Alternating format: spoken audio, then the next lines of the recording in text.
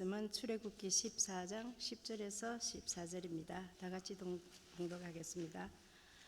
바로가 가까이에 올 때에 이스라엘 자손이 눈을 들어본저 애국 사람들이 자기들 뒤에 이른지라. 이스라엘 자손이 심히 두려워 여호와께 부르짖고 그들이 또 모세에게 이르되 애굽에 매장지가 없어서 당신이 우리를 이끌어내어 이 강야에서 죽게 하느냐? 어찌하여 당신이 우리를 애굽에서 이끌어내어 우리에게 이같이 하느냐? 우리가 애굽에서 당신에게 이른 말이 이것이 아니냐? 이르기를 우리를 내버려 두라. 우리가 애굽 사람을 섬길 것이라 하지 아니하더냐? 애굽 사람을 섬기는 것이 강야에서 죽는 것보다 낫겠노라. 모세가 백성에게 이르되 너희는 두려워하지 말고 가만히 서서 여호와께서 오늘 너희를 위하여 행하시는 구원을 보라. 너희가 오늘 본 애굽 사람을 영원히 다시 보지 아니하리라. 여호와께서 너희를 위하여 싸우시리니 너희는 가만히 있을지니라. 아멘.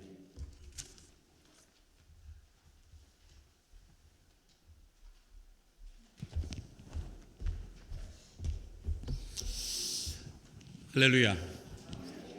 오늘도 우리 말씀 듣기 전에 우리 서로 인사 나누고 말씀 듣도록 하겠습니다. 오직 예수 줄여서 오예. 우리 서로 인사하실까요? 오예. 오예. 오랜만에 하시는 것 같아요. 감사합니다. 오직 예수님밖에 없습니다. 나를 구원하실 분은 오직 예수 그리스도 한 분밖에 없는 줄로 믿습니다. 할렐루야. 표도 한번 해볼까요? 표. 예수 그리스도로 시작. 예수 그리스도로 말미암아 의의 열매가 가득하여 하나님의 영광과 찬송이 되기를 원하노라. 빌립보서 1장 11절 말씀. 할렐루야. 한국에서 제가 그 집 가까운 데 새벽 예배에 참석을 했는데요. 성경을 이렇게 읽잖아요. 우리처럼. 거기도 목사님 한번 읽고 성도들이 한번 읽고 하는데요. 진짜 천차만별이더라고요. 어떤 분은 빨리 읽고요, 어떤 분은 뭐 늦게 읽고 다 자기 마음대로 그냥 이렇게 읽더라고요. 그걸 보면서 제가 우리 교회가 참 그런 것은 마음이 맞아서 잘 된다라는 그런 감사한 마음이 들었습니다. 어쨌든 여러분들 덕분에 제가 한국 여행 잘 다녀왔고요. 건강하게, 비록 목소리는 좀 이렇게 은혜롭게 됐지만은 건강하게 잘 다녀왔습니다. 먼저 하나님께 감사드리고요. 또 지난 3주 동안 이렇게 위해서 애써주신 우리 목회자님들 그리고 또 성도분들 기도해 주신 것 다시 한번 진심으로 감사를 드립니다. 보통 한국을 이제 가면은 되게 그래요. 맛있는 것 많이 먹고 오라고. 그렇죠? 저희도 가기 전에 그런 얘기를 들었습니다. 그래서 가는 분들, 어떤 분들은 리스트를 이렇게 적어서 가요. 맛있는 맛집들 어디 가서 무엇을 먹을까. 근데 저희는 뭐 그렇게 리스트까지 적진 않았지만은 그래도 가서 맛있는 거 많이 먹었습니다. 그런데 한 가지 우리가 가서 좀 먹고 싶다 한 게 한 가지 못 먹은 게 있어요. 뭐냐면 김밥 천국. 김밥 천국. 방송에 보면 막 김밥이 여러 가지가 있잖아요. 다양하게. 그래서 김밥 천국에 가서 이 김밥을 한번 좀 맛을 보자 했는데 그 천국의 맛을 못 보고 왔습니다. 이상하더라고요. 그게 뭐 별로 어려운 것도 아닌데 좀 가서 좀 먹어야지 하는데 기회가 안 되더라고요. 계획을 세웠지만은 그대로 안 되더라고요. 말씀에 있잖아요. 사람이 마음으로 자기의 길을 계획할지라도 그 걸음을 인도하시는 분은 여호와시니라. 할렐루야. 우리가 많은 계획을 세워도요, 계획은 세울 수 있지만 그것을 제어할 수 있는 그런 능력은 없습니다. 우리는 그런 존재가 아니에요. 모든 것은 하나님의 뜻대로 있다. 오늘 본문에 보니까 이 이스라엘 백성들이 애굽에서 나와서 이제 광야로 들어가는 시작 과정에 있습니다. 막 이제 첫 단계예요. 그런데 기적처럼 이 종살이를 다 마치고 자유의 몸이 돼서 이제 떠나는 거잖아요. 처음에는 여러 가지 계획이 있을지 모릅니다. 우리가 이렇게 노예 생활에서 이제 벗어나서 이제 자유의 몸이 됐으니 무엇을 할까? 어디로 갈까? 어떻게 할까? 많은 그런 계획들이 있었을 거잖아요. 그런데 또 생각해 보면은 노예 생활이 430년입니다. 그냥 430년 동안에 늘 시키는 것만 했고 그대로 하기만 하면 먹고 자는 문제가 다 해결이 됐어요. 그런데 이제는 그러지 못하잖아요. 누가 해결해 주는 게 없습니다. 그러니까 거기에서 오는 불안감이 있지 않았을까라는 생각이 듭니다. 그래서 처음에 그들은 모세를 의지했어요. 그리고 하나님을 의지를 했습니다. 그래서 그런 기대를 가지고 출발을 하는데 오늘 본문을 보면은 그런 그들 앞에 갑자기 너무 어렵고 두려운 그런 상황이 펼쳐지게 됩니다. 오늘 본문 말씀 한번 볼까요? 10절부터 12절까지 먼저 보겠습니다. 바로가 가까이 올 때에 이스라엘 자손이 눈을 들어본즉 애굽 사람들이 자기들 뒤에 이른지라. 이스라엘 자손이 심히 두려워하여 여호와께 부르짖고 그들이 또 모세에게 이르되 애굽에 매장지가 없어서 당신이 우리를 이끌어내어 이 광야에서 죽게 하느냐? 어찌하여 당신이 우리를 애굽에서 이끌어내어 우리에게 이같이 하느냐? 우리가 애굽에서 당신에게 이른 말이 이것이 아니냐? 이르기를 우리를 내버려 두라. 우리가 애굽 사람을 섬길 것이라 하지 아니하더냐? 애굽 사람을 섬기는 것이 광야에서 죽는 것보다 낫겠노라. 모세를 따라서 처음에 애굽을 나왔을 때는 축제와 같은 그런 분위기였을 겁니다. 이제 자유를 얻었다. 그리고 앞으로 이제 펼쳐질 그런 모든 것에 대해서 기대감이 높았는데 바닷가에서 진을 쳤습니다. 바닷가에. 그 홍해 바닷가 앞에 진을 쳤잖아요. 근데 그런 상황에서 갑자기 뒤에서 애굽 군사들이 잡겠다고 쫓아오는 그런 상황이에요. 갑자기. 애굽 왕 바로가 이스라엘을 떠나보낸 다음에 마음이 바뀐 거예요. 후회가 된 겁니다. 왜 그들을 그냥 쉽게 보냈을까? 그래서 다시 잡아오기 위해서 군사들을 데리고 지금 쫓아오고 있는 그런 상황이에요.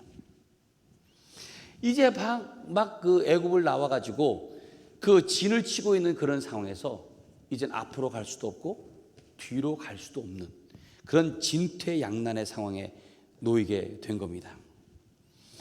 이들에게는 말도 없어요. 칼과 창도 없어요. 제대로 전투를 해본 경험도 없습니다.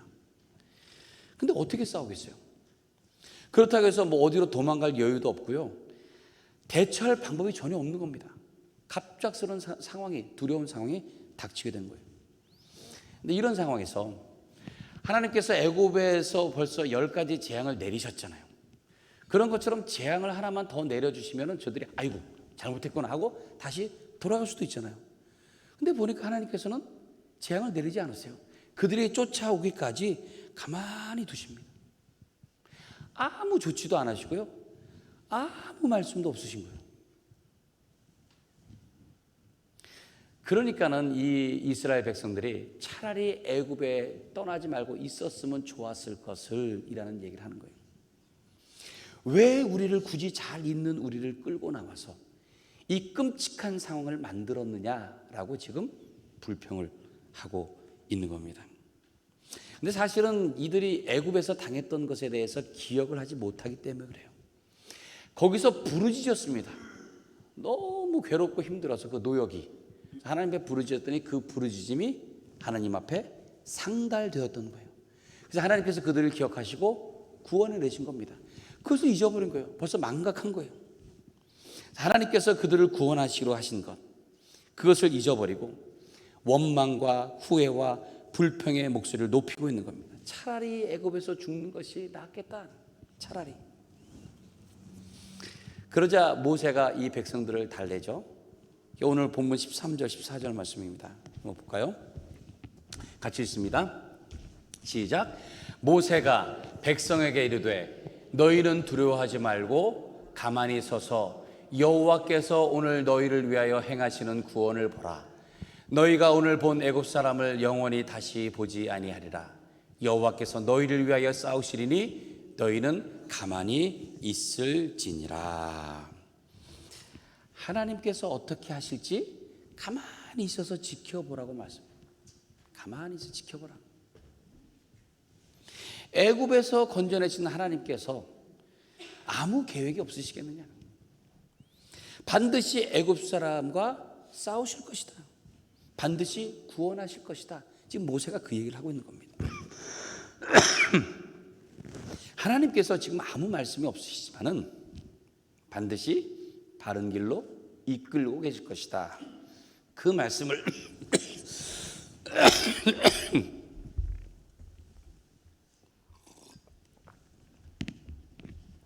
그 말씀을 하고 계시는 거예요. 그러니까 지금 이 순간에 아무 말씀이 없으시지만 하나님께서 일하고 계심, 이끌고 계심을 믿어야 하는 순간이라는 거예요. 제가 한국에 가서 운전을 하잖아요. 한국에 운전을 하고 다녀야 아무래도 이제 여기저기 이제 많이 다니기 편하지 않습니까? 운전을 하면은 내비게이션을 이렇게 켜고 이렇게 가게 됩니다. 길이 하도 많이 바뀌어가지고 뭐 길 안내를 받는 것도 중요하지만은요. 왜 내비게이션을 켜야 되는가 하면은 한국은 그 속도 제한 있잖아요. 과속. 그게 굉장히 많아요. 그래서 거기 카메라들이 있어가지고 찍히면은 무조건 벌금이 나옵니다. 그래서 그걸 안내하는 방송을 듣기 위해서도 그걸 켜놔야 돼요. 근데 이게요.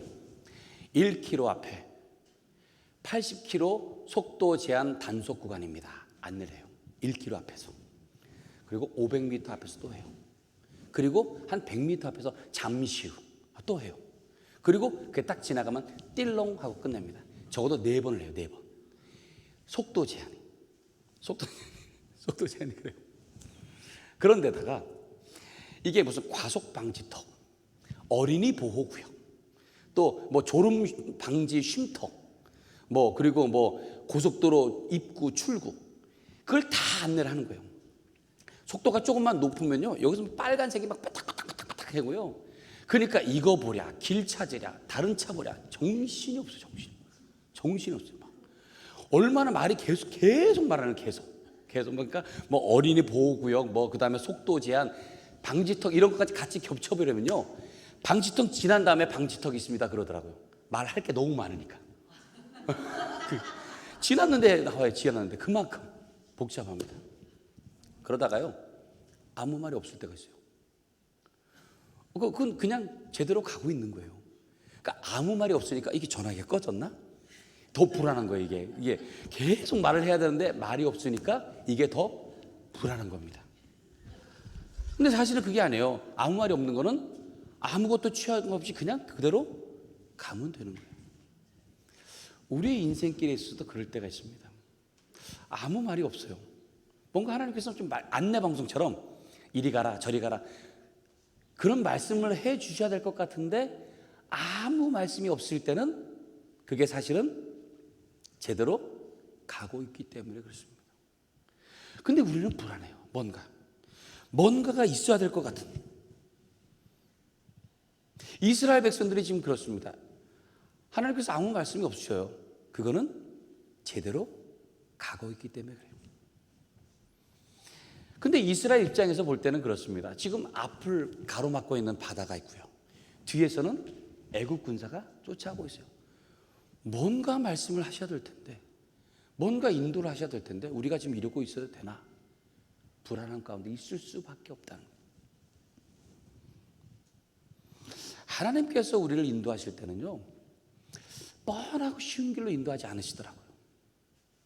어떤 경우는 뭐 평탄한 길도 인도하시지만 대부분 보면은 힘들 길, 좀 고통스러운 길, 복잡한 길, 그런 길로 인도를 하십니다.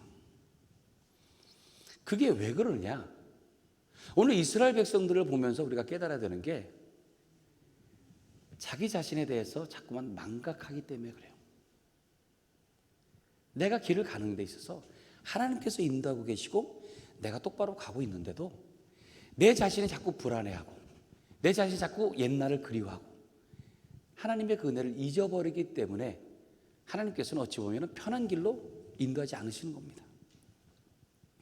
그래서 끝까지 긴장을 놓치지 않도록 하시고요. 끝까지 은혜를 구할 수밖에 없는 힘든 길로 가시도록 하는 경우가 있다는 겁니다. 그래야만 하나님 끝까지 의지하고 하나님을 끝까지 따르기 때문에 그래요. 하나님을 믿고 따른다고 하면은 어떠한 상황에서도 평안할 수 있어야 됩니다. 그리고 어떠한 상황에서도 기다릴 수 있어야 됩니다. 그것이 믿음이에요. 초조하고 불안한 상황에서도요, 아무 확신이나 증거가 없을지라도 흔들리지 않고 하나님을 바라보고 하나님을 따라갈 수 있어야 되는 줄로 믿습니다. 고린도후서 4장 18절 말씀이 이렇게 말씀합니다. 우리가 주목하는 것은 보이는 것이 아니요 보이지 않는 것이니 보이는 것은 잠깐이요 보이지 않는 것은 영원함이라. 히브리서 11장 1절에도 믿음은 바라는 것들의 실상이요 보이지 않는 것들의 증거라고 말씀해요. 눈에 보이는 건 잠깐입니다. 보이지 않는 것, 이것이 영원한 것이다. 보이지 않는 것. 우리는 바로 그 보이지 않는 것, 그것을 바라면서 사는 겁니다. 그렇기 때문에 믿음이 중요한 거예요. 믿음. 이스라엘 백성들이 종살이하던 그 애굽이 더 낫다고 말하면서 하나님께서 지금 인도하시는 길은 죽음의 길이라고 말하는 거예요. 죽음의 길이다. 처음부터 나올 생각이 없었다는 거예요. 거기가 좋았는데 여기 오니까 결국은 이렇게 죽게 생겼구나라고. 어찌 보면 자기 자신을 속이고 있는 거예요. 하나님께서 그렇게 하려고 내보내셨나요? 아니잖아요. 그러면서도 당장에 눈에 보이는 것 때문에 지금 이 길은 죽음의 길이라고 생각하면서 원망하고 불평을 하고 있는 겁니다. 이스라엘이 이 모세의 인도를 따라서 광야에서 하나님의 길을 가는 동안에 이처럼 불평한 것이 찾아보니까 10번이에요. 10번. 애굽에 나올 때 하나님께서 주신 재앙이 몇 번이죠? 10번이잖아요. 그러니까 10번의 재앙을 잘 지내고 나와가지고 광야에서 불평한 게 10번이에요. 오늘이 처음입니다. 오늘 본문이 제일 처음이고요. 그 다음에 보니까 물이 없어서 불평하고 고기가 없어서 불평하고 또 가나안 땅을 정탐하고 나니까는 이게 왜 이렇게 만들었냐 해서 또 불평하고 모세만 왜 지도자로 세웠느냐고 불평하고 모압 평지에서 다시 사막으로 돌아가니까 그것 때문에 왜 돌아가느냐고 불평하고 불평을 한 게 세어보니까 10번이에요. 여러분 가만히 보세요. 10번의 재앙을 마치고 나왔는데 결국은 10번의 불평으로 그 모든 것을 다 상쇄시키고 맙니다. 그들은 어떻게 됩니까? 가나안 땅에 한 사람도 들어가지 못했어요. 오직 여호수아와 갈렙만 그리고 광야에서 난 사람들만 들어갔습니다. 우리의 불평이라고 하는 게요, 그만큼 하나님께서 인도하시는 길에 내 스스로 죽음의 길을 자초하는 것이 될 수 있다는 거예요. 하나님께서는 이스라엘 백성들이 얼마나 마음이 굳어있고 교만한지를 너무 잘 알고 계세요. 그래서 하나님께서 어찌 보면 절박한 그런 상황으로 이끄시는 것 같습니다. 처음부터. 다시는 애굽을 생각하지 않도록, 다시는 뒤돌아보지 않도록 그렇게 단련하시는 겁니다. 오직 하나님만 바라고 하나님만 의지하도록 단련하고 계시는 거예요. 자, 하나님께서 어떻게 길을 내시느냐? 지금 그런 상황에서 어떻게 길을 내셨습니까? 바다의 길을 내시나요? 바다. 전혀 길이 없을 것 같은 그 바다에 길을 내세요. 모세에게 명령하잖아요. 네 지팡이를 바다를 향해서 내밀어라. 내밀으니까 밤새도록 바람이 불어요. 바람이 불면서 그 바람이 물을 밀어내어서 벽을 세운 겁니다. 그리고는 그 바다 가운데 길을 통해서 이스라엘 백성들이 건너게 길을 내셨다는 거예요. 길을. 하나님의 계획은 거기에 있으셨던 겁니다. 바다에 길을 내시는 그분이 바로 전능하신 하나님이시고 구원의 하나님이신 줄로 믿습니다. 그리고 뒤에 오는 애국 군사는 어떻게 했습니까? 뒤쳐서 애국 군사. 오늘 우리가 본문은 아니지만 그 이어서 출애굽기 14장 19절 20절에 보니까 이렇게 기록되어 있습니다.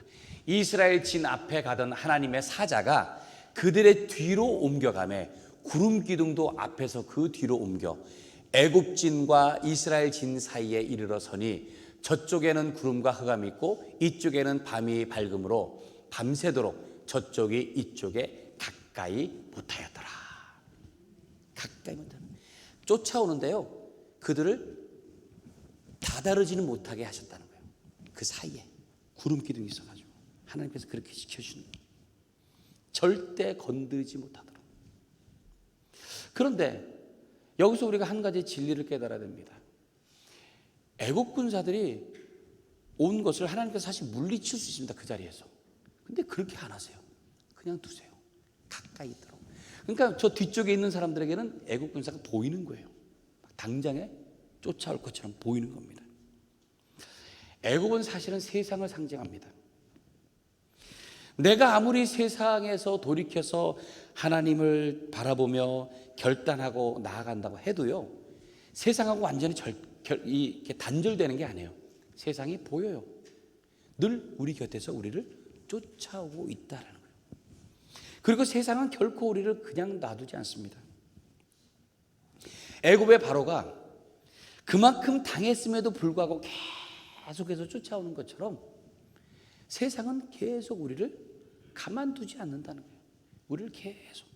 그래서 어떻게 해서든 자꾸만 옛날을 그리워하게 하고요, 후회하게 하고 불안하게 만드는 거예요, 세상은. 근데 하나님께서 그걸 그대로 두세요. 그대로 두세요. 그걸 한 번에 그냥 없애주시면 좋겠는데 그렇게 하지 않으신다는 거예요.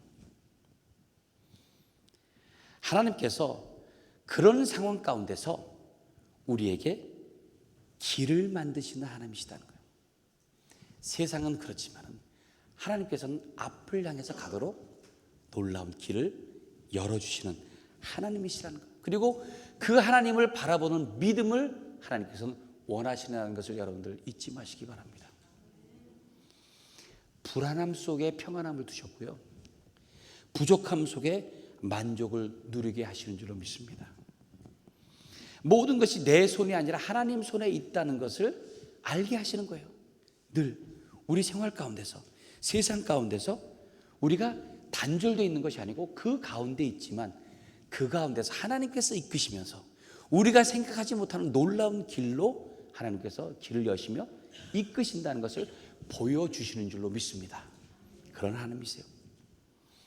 우리는 사람이기 때문에 불안할 수밖에 없습니다. 모든 게 불안해요. 앞뒤를 보면은 우리를 힘들게 하고 우리의 마음을 흔드는 그런 많은 요인들이 있습니다.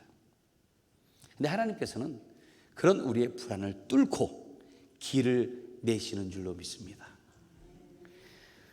앞을 가로막고 있는 그런 바다라도 하나님 함께 하세요. 뒤를 쫓아오는 세상의 풍조, 또 세상의 세력이 있더라도 하나님께서 함께 하십니다. 우리를 가로막고 있는 그런 장애, 그걸 없애고 어떻게 길을 내시는지 기대감을 가지고 하나님을 바라보시는 여러분들 되시기 바라요. 확실한 믿음을 가지고 불안한 마음을 내려놓고 평안을 바라보시며 오직 하나님만 바라보시며 나아가시는 여러분의 삶이 되시기를 주님의 이름으로 간절히 축원합니다. 이 시간에 함께 우리 찬양하고 기도하도록 하겠습니다.